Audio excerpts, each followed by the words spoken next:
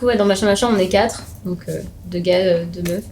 Il y a Florian et Louis avec nous. Et donc à la base, on était tous les 4 dans la même formation, donc le DMA cinéma d'animation au lycée René Descartes, le Cournon d'Auvergne, mais sur 3 promos différentes. Et on s'est rejoint à Clermont il y a 1 an et demi, un peu plus. Ouais. C'était au début de l'été. Et on a décidé de se monter en association. L'asso, ça fait un peu plus d'1 an qu'elle existe et on fait des ateliers d'éducation à l'image, on répond à des projets de commande en animation. Là, on vient de terminer le teaser d'Europa Box, donc c'est chouette. Et à côté de ça, on fait un peu d'anime pour nous, des expos. Le nom Machin Machin, en fait, on a passé tout l'été avant la création à discuter de comment on allait s'organiser, de ce qu'on avait envie de faire. Et comme on n'avait pas encore trouvé de nom, à chaque fois qu'on parlait de l'association, on disait « Alors oui, quand on aura l'association Machin Machin ». Et en fait, c'est resté, parce qu'au moment, on a dû vraiment réfléchir à un nom.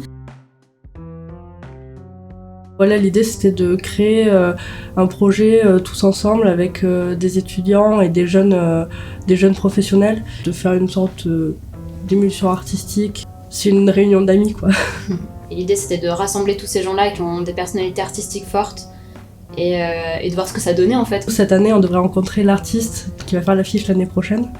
Et par contre, on a pas mal échangé avec elle par mail sur ses influences, ses inspirations. Son travail en général.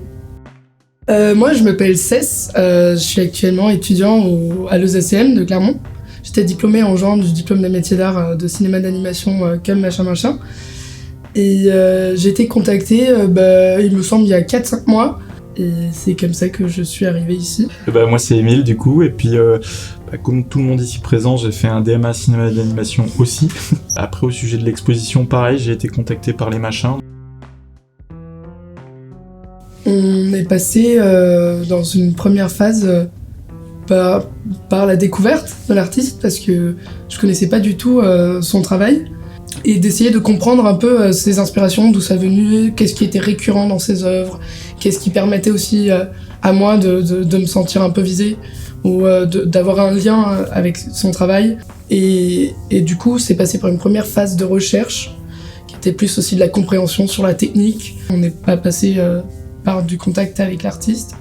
Du coup, les machins s'en sont chargés et nous ont transmis aussi les mails qui ont été échangés.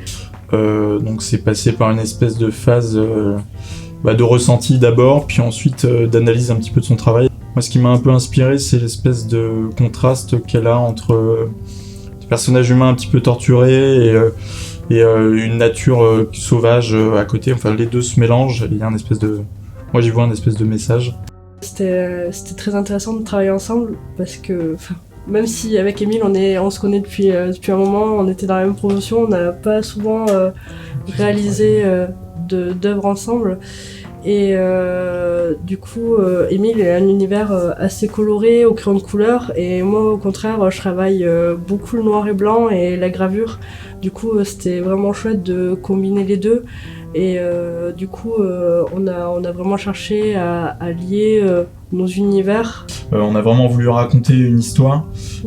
C'est une histoire d'une rencontre entre un humain et un non-humain, un animal, qui se trouve être un serpent, qui est quand même un symbole mystique. Enfin voilà. Ésotérique, je sais pas, mais du coup on s'est servi de ce symbole qui est assez présent partout ailleurs aussi, mais dans les messages aussi de Sousa. On avait envie de travailler autour de la nuit, du renouveau, du jour. On avait envie de travailler autour de la fusion de l'être humain avec la nature, qui revient du coup plusieurs fois dans le travail de l'artiste. On avait envie de travailler avec des choses flottantes qui reviennent aussi dans nos pratiques personnelles. On a quand même pris des lignes directrices en voulant travailler donc sur un diptyque, sur le jour et la nuit, en voulant inverser les couleurs. C'est presque un jeu de questions-réponses, d'abord par rapport à l'œuvre de l'artiste, en se disant elle a créé comme ça, elle a voulu peut-être dire ceci, comment est-ce que je réponds à ça en m'inscrivant dans sa démarche, et ensuite comment est-ce qu'on travaille ensemble et comment est-ce qu'on peut jouer entre nos univers dans cette direction qu'on s'est imposée.